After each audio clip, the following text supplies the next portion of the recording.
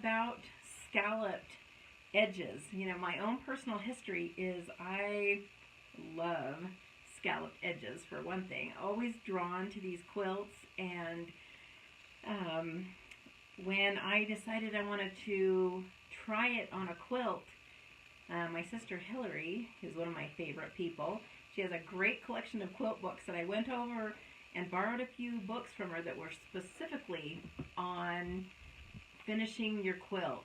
A lot of borders, and I looked through all these 3 or 4 books, and there was no instructions on how to mark it. The book just said, and if you want to scallop it, go ahead and do that. And so, of course, there's all sorts of things. I have a couple little, you know, if you start researching, there are templates and tools and all sorts of different ways. But if you've come to any of my classes, or if you know me at all, I don't even know if I said my name. I'm Carmen Geddes, by the way.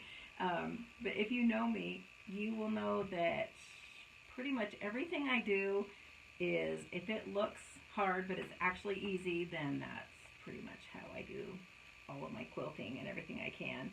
So I kind of came up with a way that took away some of the math and made it a little bit easier and had it turn out a little bit better.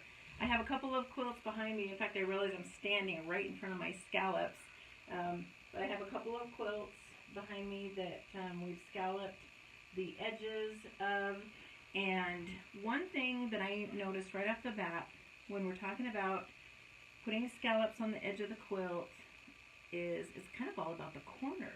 And so my eye, or your eye, pretty much goes to that corner of the quilt, and that's kind of the focal point. And so even when I was researching some of these tools and templates, they would give good instructions about how to put scallops along the edge of the quilt, but they didn't really talk very much about the corners.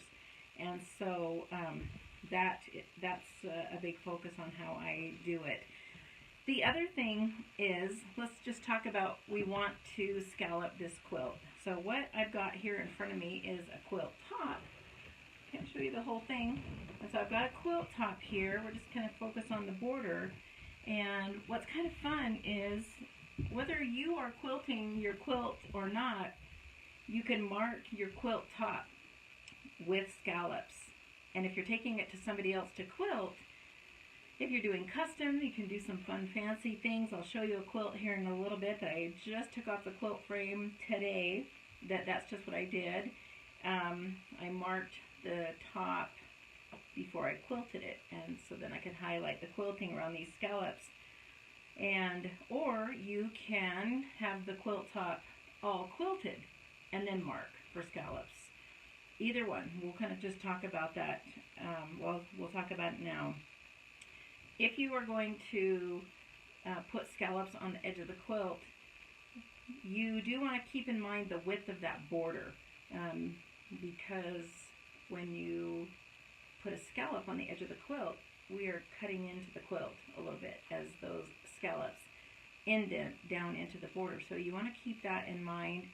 And I will add just a little bit border than I think I need. Even half inch or an inch wider, because I just don't want to get short on that.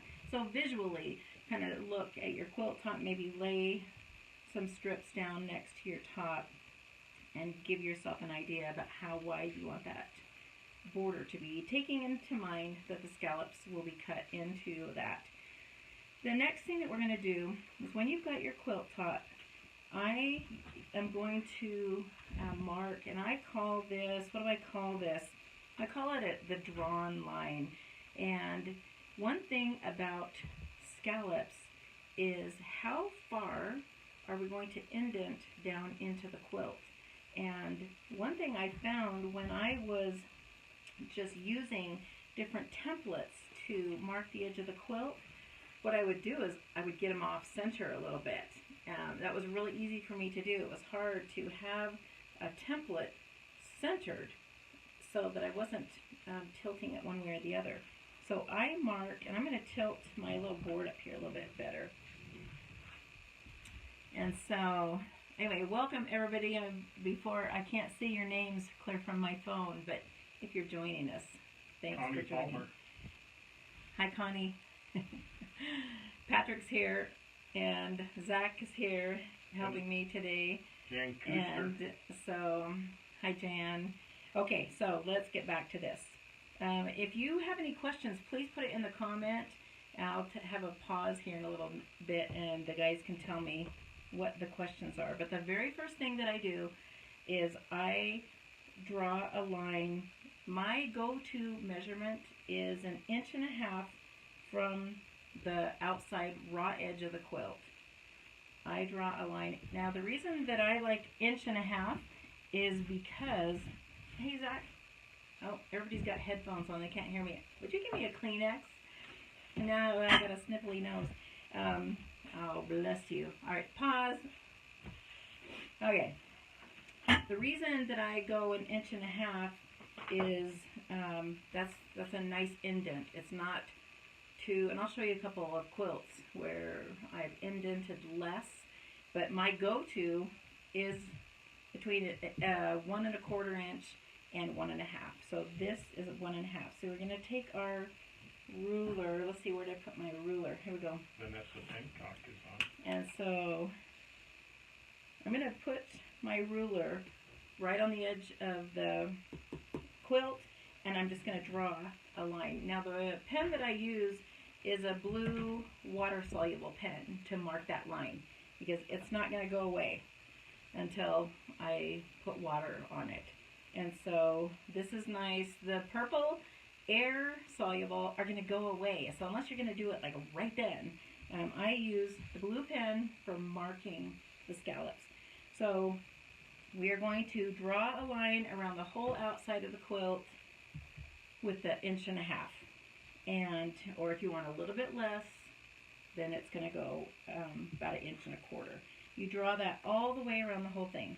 So now the next thing that I do is I mark the corners. Remember how I said the corners are kind of the focal point of this. And so there's a few things that you can do for corners.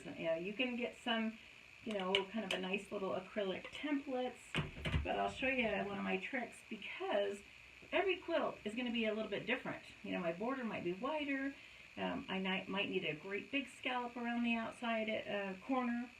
So here's what I did. I got some kind of heavy Pellon, and I made a bunch of circles in a bunch of different sizes.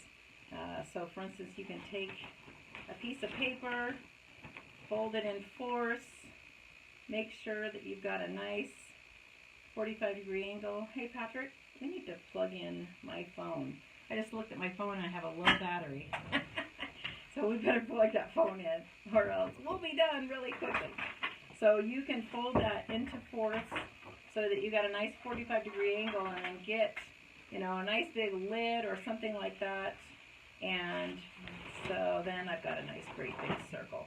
Now this seems like it's a little bit overkill, but when you lay it on a corner of the quilt, it's actually not, it's really not that big. So, let me get this up a little bit higher so you can kind of see. Okay, good. I think okay, good. Our battery's not gonna die.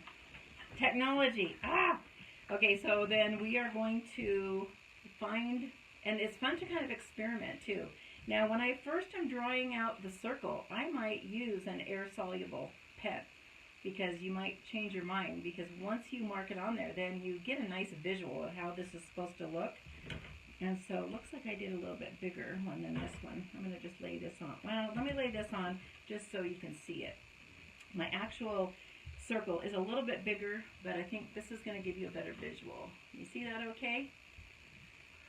Sean wants to know, how wide did you cut the borders for the yellow quilt? One behind you. So for this yellow quilt behind me, that's about 8 inches. I probably cut them about 8.5 inches for this quilt. But I like kind of a lot showing. Now this one is probably about 7 inches wide. So you can always trim it down. It's okay if it's a little bit too big. Okay, So once we've drawn that drawn line around the whole quilt, from the edge of the quilt top, 1.25 inches to 1.5 inches in, then we start experimenting with our corners. Now, nice big lids for pans work really well, and but just drawing circles. We're going to take our circle template, and we are going to mark from, let me know if you can see this. Can you guys see this okay? So we are going to mark from the drawn line, keeping that edge of the circle right on the edge of the quilt. We do not need any space between the edge of the quilt and where we are drawing the circles and the corner and the actual scallops. So we're going to mark from the drawn line all the way around to the drawn line, and that is going to define the corner. Can you see that corner pretty well? So from the drawn line all the way to the drawn line over here, going right to the edge of the quilt. So we're going to do that on all 4 corners. So you're going to define the circle on all 4 corners of your quilt. Now we're going to figure out the scallops in the middle. And so let me move this over just a little bit so we can see that. Okay, so now is when I'm going to take my tape measure. And I'm going to take the tape measure, and I'm going to take a measurement from the edge of the corner circle. So right where I started it here, I'm going to take the measurement from here and over to the other side. So basically taking the measurement between the inside edge of both circles. I'm going to take that measurement. So I'm going to just come up with a measurement here. This one looks like it's about 42 inches. Okay?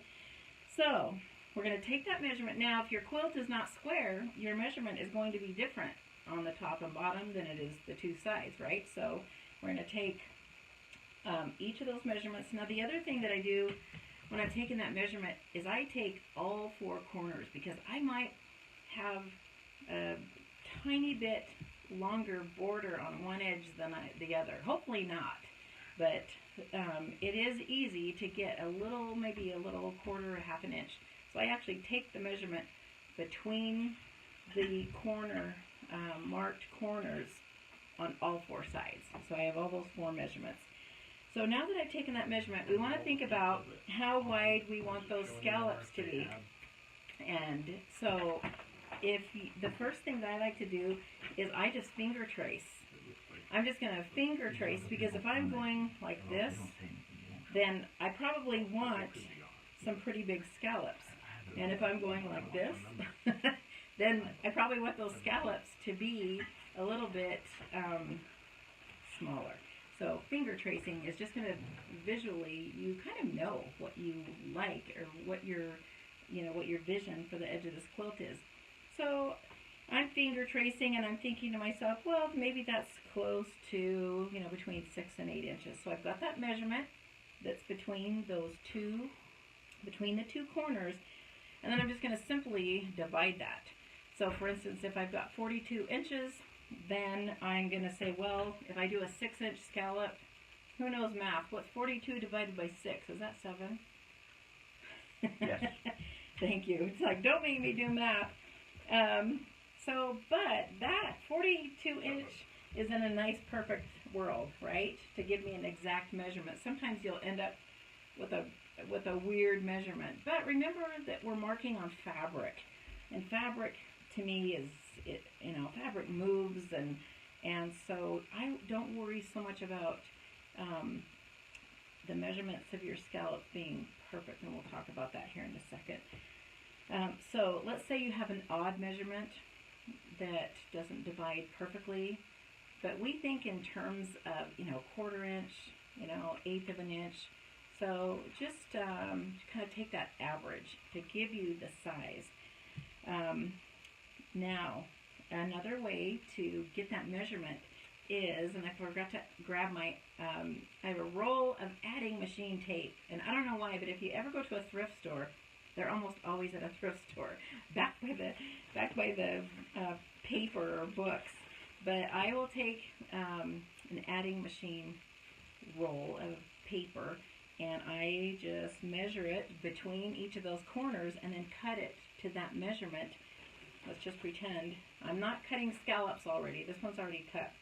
But I just take that paper that I have cut in between those two squares, and the easiest thing to do would be fold in half, fold in half, fold in half. But if I do that and I say, oh, well, that's way too small, I'm going to open it back up, and then I'll start folding it in thirds. So this is kind of a no math way to figure that out. So let's pretend that the scallop is not cut on this, okay? Just look at this straight edge. So let's say I did the adding machine tape, and I folded it up evenly so that I've got this measurement, and then I'm going to draw a line. I'm going to just do it right here so we can see it. I'm going to draw from the edge. You might not be able to see because I'm white on white here, but I'm going to pretend that scallop's not there. I'm going to draw that 1.5 inch line on my paper, the same as this on my quilt, and then I'm going to get my plate or my template or whatever I've got, and I'm going to draw that scallop and cut it right on here. So then I end up with something like this that I can just lay on the edge of my quilt and mark my scallops from there. And so this is a nice no math way to do that.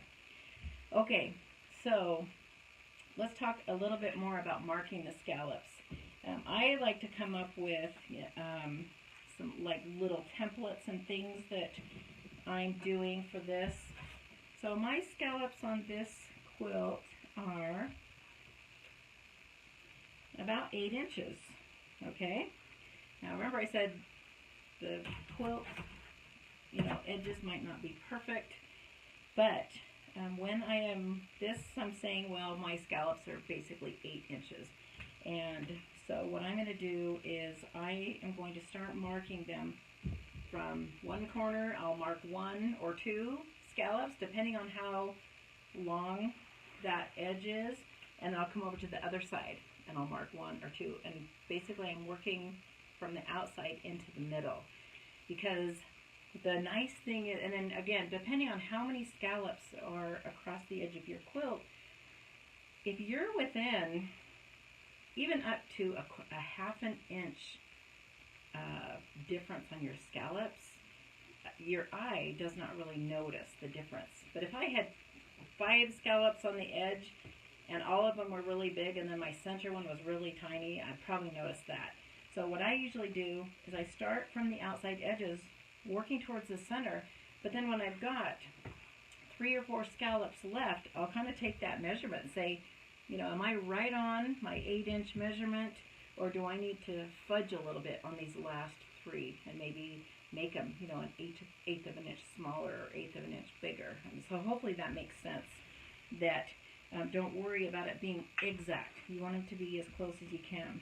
So now let's just talk a little bit about creating the template for marking the scallops. In a perfect world, we might have a nice, perfect template that's going to be what we need, but that hardly ever happens for me. It changes all the time. So what I started doing is I started just making, just kind of out of cardstock, I started just making these little templates that look like this. I'm going to put glasses on so I can tell you what they say. And so basically this one says, this is 9 3/4 with a 1-inch drawn line. So that is going to be a very shallow, real shallow scallop. And this one is the same. This is an 8 3/8 inch scallop.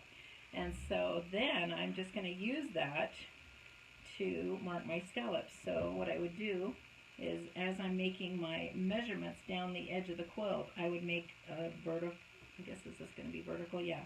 I make a vertical line just marking where my measurement is, and then I'm going to take my template and just mark in between. So if you don't have the perfect plate or the perfect template, you basically are going to make a strip of fabric that is the width of your drawn line. So mine right here is 1.5 inches. So I would take 1.5 inch strip. I'm going to still need some kind of a circle, some kind of a plate or a lid or a template to get my arc drawn, right? Because you don't want to just hand do that. Well, maybe you could do it. I couldn't do it. It would not be even. And so use something to draw that arc. But now, and so I have a whole little stack of different size arcs that sometimes work on another quilt, but it's a nice little temporary template that makes marking like one particular quilt way faster and way easier. So I'm assuming that you can all hear me okay too. That's another thing I was hoping. Good. I can talk kind of loud, so okay.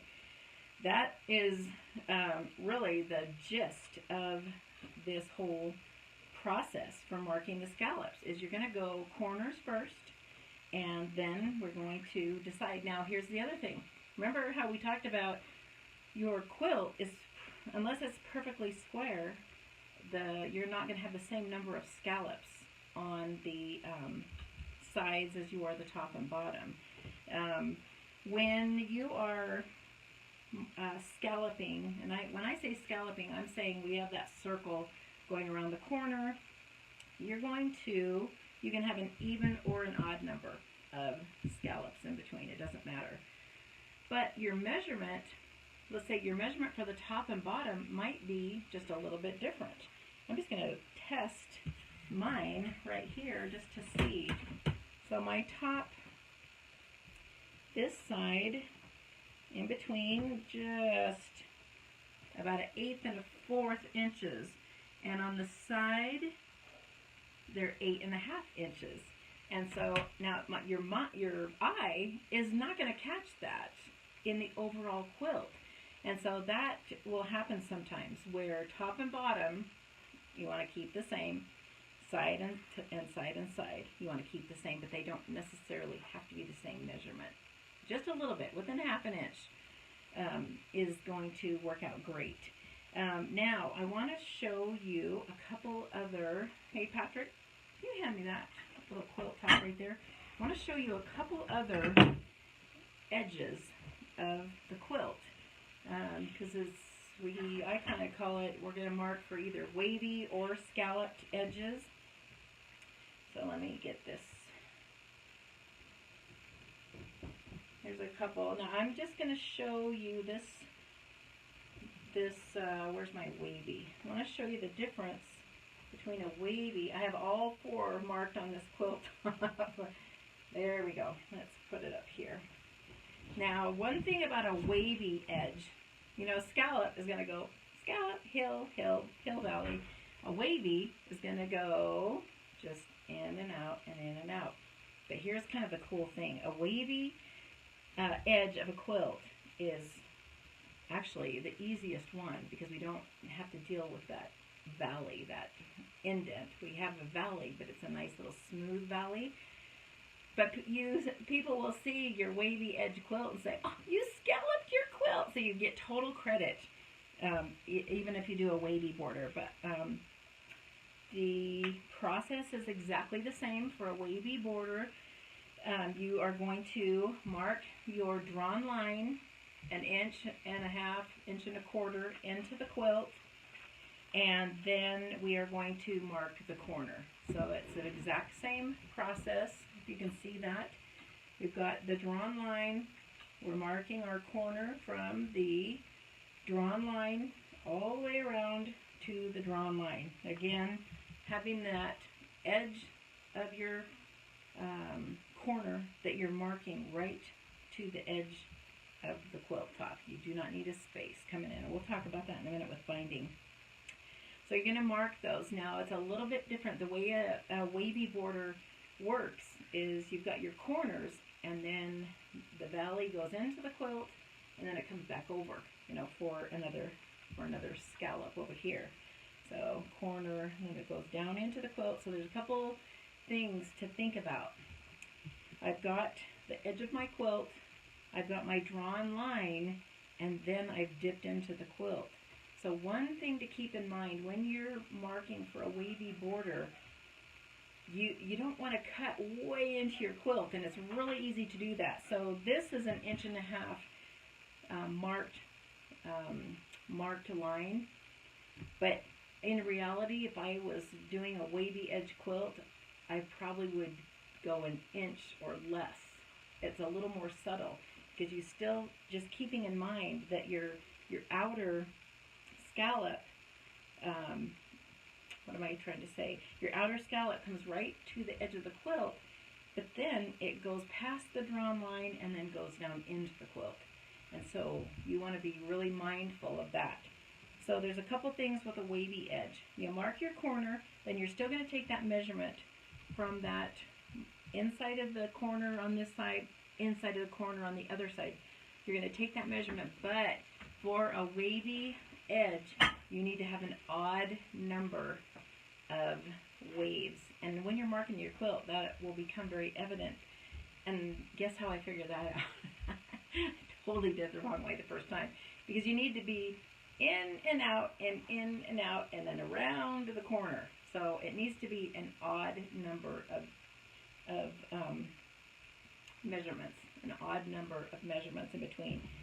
So that's probably what my little skinny template was more for a wavy. So what you're going to do is mark your corner and then mark your increments, and then you're going to draw down, move that up. You're going to draw from that drawn line into the quilt, and then from the drawn line marking to the outside of the quilt. Now having that drawn line come right up to the edge of the quilt. It's a great look, and it is easy, and you get total credit for marking the whole thing. I'm going to try not to be jumping all around here, but I probably will anyway. So now I want to talk a little bit about binding this, right? Let me put this back up here. When you're binding, now let's back up a little bit. If you have quilted the quilt and then you're marking your scallops, then, that's great because it's all quilted. If you are marking the quilt top, you don't cut anything away. You're keeping it intact, and you're going to quilt this quilt. And so now the quilt is all quilted. We're getting ready to bind. A mistake that a lot of us make when we first do this is in fact, let me pull this quilt up that I just finished today. I'm so excited. Let's get this up here. So this quilt is my little sheep quilt. If you're quilting along with me, this is a free download on my website, 10sisters.com, for the little sheep. So I marked the quilt top, and then I quilted it. And so now when I'm getting ready to bind this, I do a couple of things. This is not necessary, this is just an option. You can actually, with the sewing machine, just do a little stay stitch, so just stitch a line. I'd probably have the length at a 3 or 3.5. You don't want it to be like a real long baste, but you don't want to be too tight. Basically just securing the edge. I sort of did that with my quilting. I quilted a little squiggly line just right over the top of the edge of my quilt. But if the quilting doesn't go all the way up to your marked line, then sometimes it's nice to just do a little stay stitch right on your marked line. It's just securing all 3 layers of your quilt. Just kind of keeps that quilt nice and stable and gets you ready for the binding. But when you are, gotta find the end of my binding here, when you are ready to bind the quilt, the mistake that a lot of us make is we cut it. We cut the quilt, we cut those scallops, and then what happens is those scallops become total bias and very unstable. The stay stitching does help, but to me the easiest thing to do is don't cut the scallops off until the binding is sewn on the quilt. The other thing is, I'm going to move this so we can see this corner a little bit better. Put up my little, I have fat quarter bundles under here to hold it up. We're good. So the other thing that you're going to do when the whole quilt is scalloped, your longest section is actually the corner. So this is where you're going to start and stop your binding. Now you don't ever want to start the binding right in that indent. You're going to go, you know, a couple inches away from the indent to start. You'll sew it all the way around, and then you'll end. Again, not in the valley, but come up a few inches. And so then it's a little bit trickier, but in our other video we'll have a little bit better instruction on that actual thing. Talk about it a little bit today. Anyway, so leave your quilts all intact. You're going to sew the binding on the quilt first, and then, there we go. Going to sew that binding on the quilt first, and then after it's sewn, we'll trim it. Now, the other thing that I wanted to show you, and again, on the other video, this is going to show up a lot better. But one mistake, this is why I'm the teacher today, because I already made all these mistakes. But one thing that happens a lot is when we're sewing the binding, anytime you're sewing scallops or wavy, I really recommend that you make bias binding. I'm kind of a bias binding junkie anyway. I love it on all my quilts. I like the look, I like the feel, I like how it lays.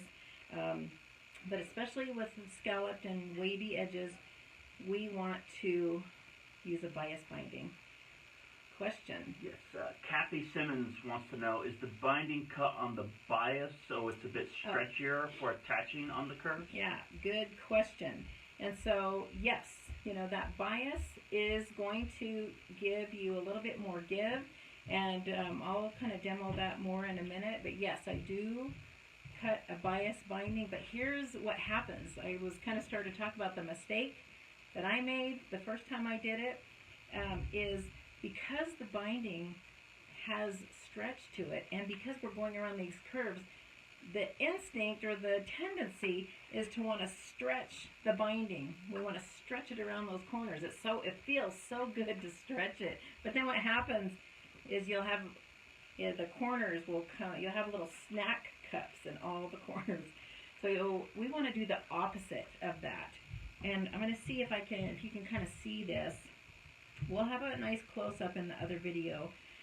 But when you're attaching the binding to the edge of the quilt, we're going to put the raw edge of the binding right up to the drawn line of your scallop. That's why when we draw that line, I go right to the edge of the quilt. And so when we are attaching that binding, what we want to do is I want to match the raw edge of the binding right to the drawn scallop. And what we're doing is we're actually no gathers, but we're easing it in. We're easing it in. And so do you see what starts to happen is that binding just starts to kind of stand up. And we're not gathering it around because we don't want pleats in there. But if we really focus on matching the raw edge of the binding right to that drawn line and ease it, then what happens is that we have this give. And I'm going to show you on something else that will show you a little bit better what I mean. Let me get my... Alright, let's get my other. This one is just a little piece. It's going to kind of show that just a little bit better. And so, let's see, can you see that okay? Let's come back up here. Back quarter bundles have so many purposes. Okay, so do you see how I have eased that binding around? Now this one's already cut, so just pretend that the quilt is there. We've eased that binding around, and look how it is totally just standing up from the edge of the quilt. And this is the magic. Because you've eased in that binding around the scallops, when we fold that binding around to the back side, so I guess I need to back up. I'm sewing on the front of the quilt. right? So on our marked line, but when you fold that around, that just folds down so nicely. So essentially what we're doing is we're giving it room to go around the quilt, around to the back of the quilt. And so it's going to lay really nice and flat. It's not going to pucker. Those edges, the edges of your quilt are going to just be nice and smooth, and it's awesome. So the opposite of what it feels like. We don't want to stretch it around the scallops. We want to ease in that fullness. I do a little bit tighter stitch length when I'm sewing the binding on, probably a 2.0. And the other thing I want to talk about, and again, this is going to, we'll have a nice close-up on the other video, so don't get too discouraged if you can't see this. Let's see what's the best way for me to show you this.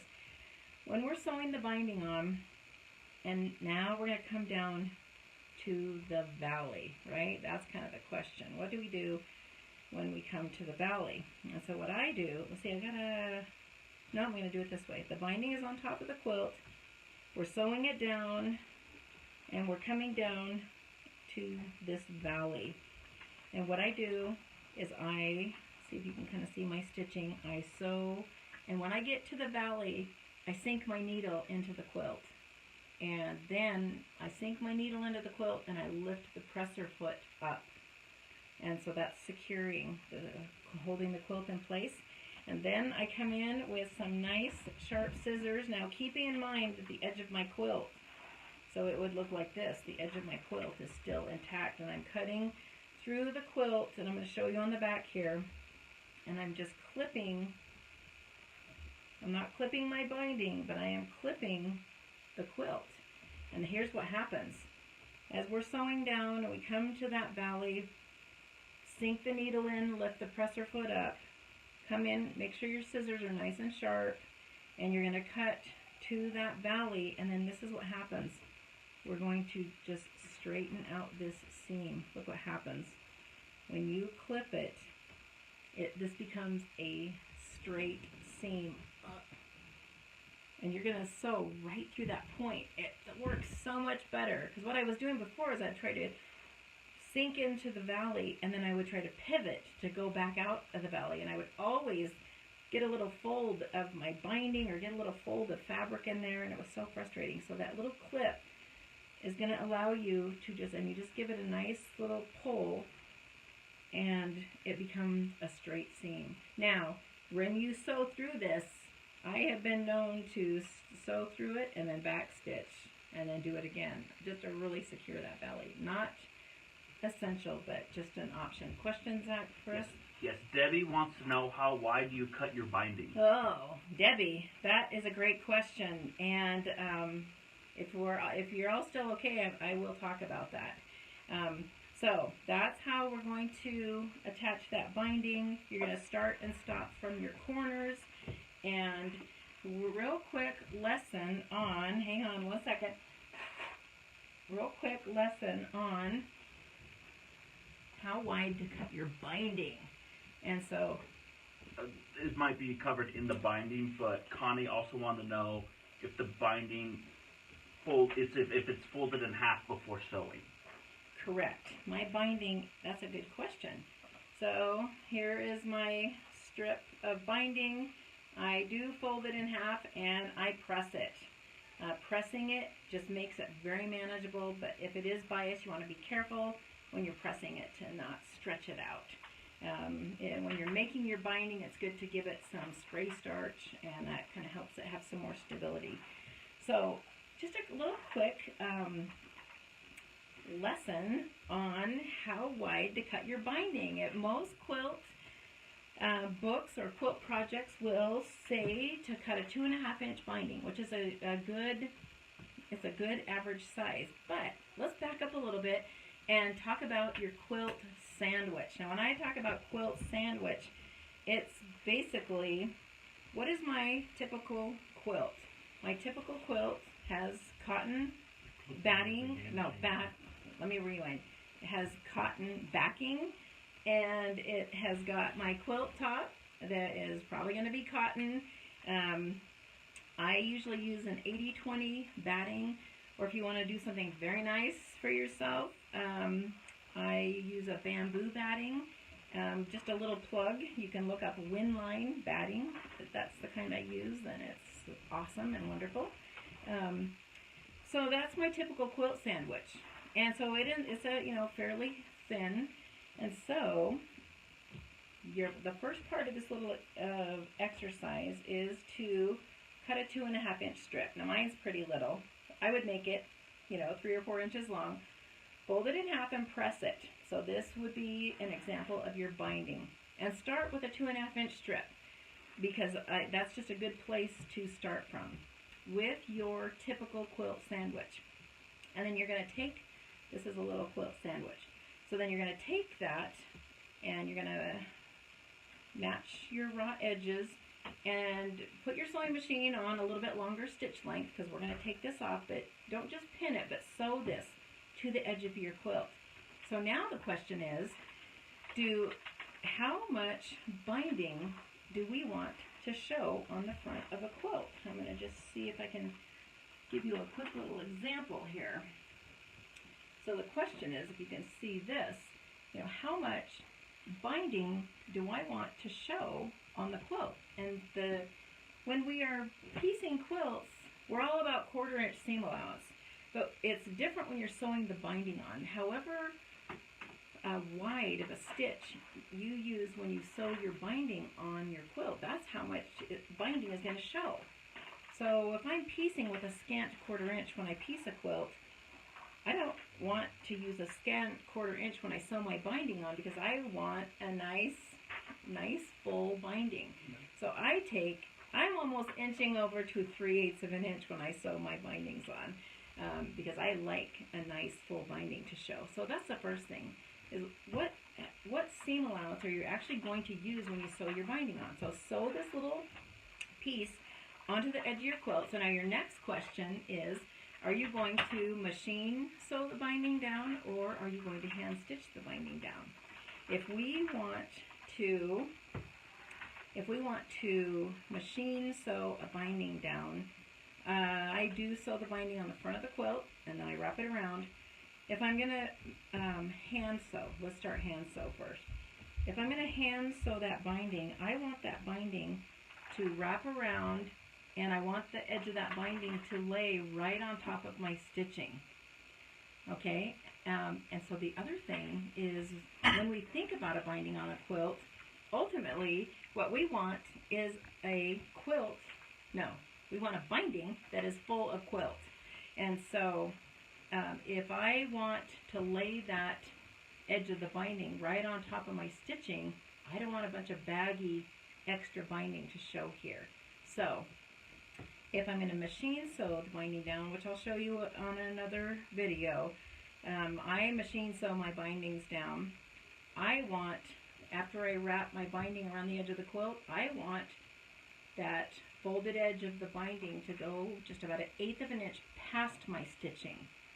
And because I sew my binding down from the top with a stitch in the ditch foot with invisible thread, but I'll show you that on another video.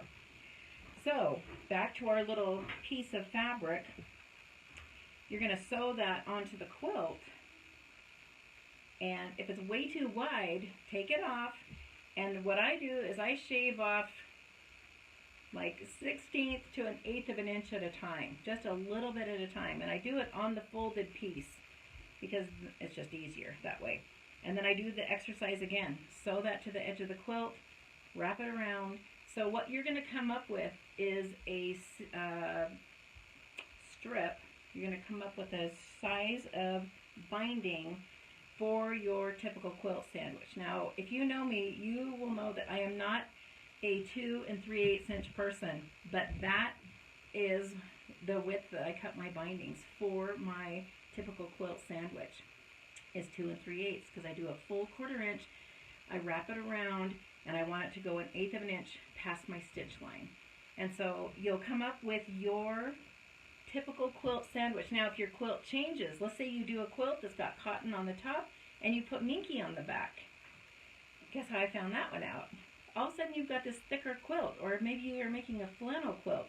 So just do that little test. If your quilt sandwich changes, do that little test. It'll save you a lot of frustration, and just it gives you a really great size binding strip for every single quilt you do. And our website is tensisters.com. So I invite you to like and follow and subscribe and all those things. So just to wrap up really quick, overall quick instructions for marking your quilt for scalloped edges is to mark a drawn line, 1.25 inches to 1.5 inches around the whole quilt using a water-soluble pen, not air-soluble. So this is going to stay on until you... And so then you are going to mark the corners and then take a measurement in between the corners to decide your scallop. So, whoo! So thank you so much for coming today. You guys are wonderful. Till next time, you guys have fun, stay safe, and support your local quilt shops. Thanks a lot. Bye.